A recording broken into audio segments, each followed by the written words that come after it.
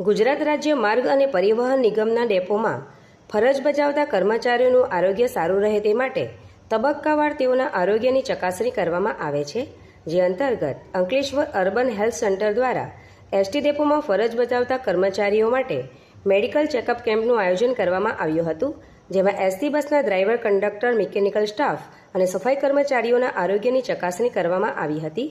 કેમ્પમાં નિષ્ણાંત તબીબોએ સેવા આપી હતી. આ દરમિયાન વિનામૂલ્ય દવાઓનું પણ વિતરણ કરવામાં આવ્યું હતું. સદર કાર્યક્રમમાં એસટી ડેપોના અધિકારીઓ તેમજ અર્બન હેલ્થ સેન્ટરના તબીબો ઉપસ્થિત રહ્યા હતા. જેબી ગાવિત, ડેપો મેનેજર અંકલેશ્વર.